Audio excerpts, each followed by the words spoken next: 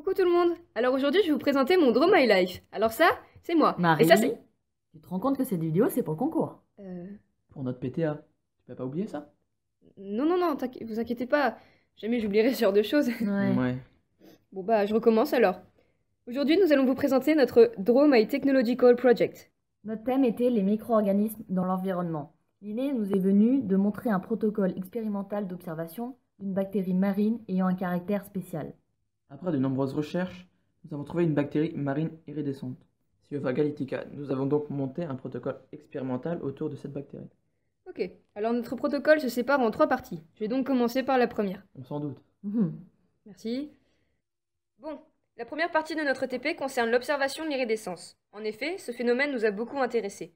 Mais pour commencer, qu'est-ce que l'iridescence? C'est la propriété de certaines surfaces qui semblent changer de couleur selon l'angle de vue ou d'illumination, comme les bulles de savon, les ailes des papillons ou des oiseaux, ou encore les écailles des poissons. Pour ces observations, nous avons coulé un milieu en surfusion mélangé au contenu d'une cartouche d'encre bleue dans une boîte de pétri stérile. Après ensemencement et incubation, les couleurs données par l'iridescence de la bactérie auraient dû être plus visibles et variées en se développant sur un milieu coloré. Malheureusement, on a sûrement mis trop d'encre et la bactérie n'a pas poussé. Bon, par contre, on a pu observer cette iridescence grâce à une gélose marine agar normale. On a observé tout un panel de couleurs, du bleu au vert à l'orange. Nous a...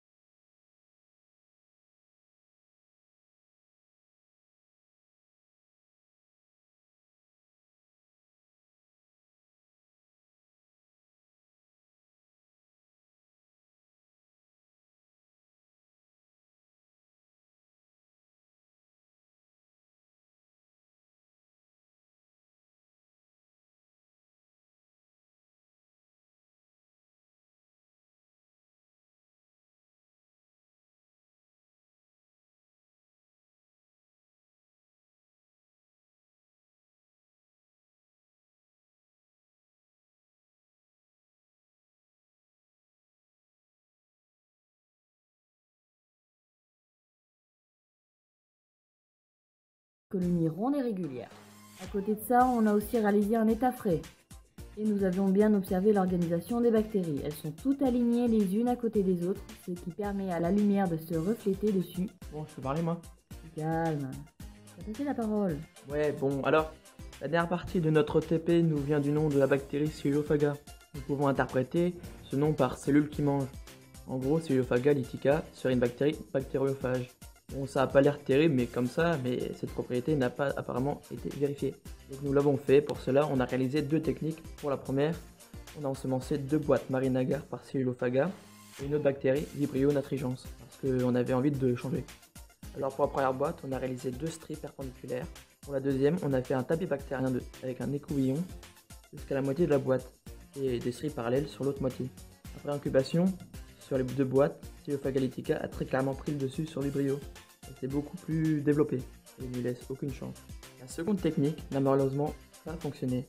Nous avions prévu de faire un mélange de Pseudomonas fluorescens et de Sciophaga lithica et de réaliser des dilutions le premier et le deuxième jour. Malheureusement, pendant le TP, nous avons remplacé Pseudomonas par Vibrio, sauf qu'on a ensemencé les dilutions sur la mauvaise gélose, donc pas de résultat. En conclusion, nous avons observé l'iridescence d'une bactérie, notamment par l'étude de ses déplacements. Les bactéries de Cellulophaga lithica se rassemblent et se suivent, et c'est cet agencement en nanostructures très régulier qui est responsable des couleurs et des reflets irisés des colonies. Dans le cas d'une bactérie iridescente, on parle bien de motilité. Pour les autres bacilles qui se déplacent à l'aide de flagelles, on parle de mobilité. Ce phénomène s'est vu sur nos géloses. Les formes des colonies iridescentes sont totalement irrégulières. Comme nous l'avons vu sur les géloses pour la partie antibactérienne, Sciophaga lithica a tendance à prendre le dessus sur les autres bactéries en les empêchant de se développer. Malheureusement, nos dilutions et nos dénombrements n'ont pas marché. On ne peut pas réellement conclure que Sciophaga est une bactérie bactériophage avec le peu de résultats que nous avons obtenus. Voilà, c'est donc fini pour notre PTA. Nous vous remercions d'avoir regardé notre projet en vidéo. À À bientôt. Bientôt. Merci Céline.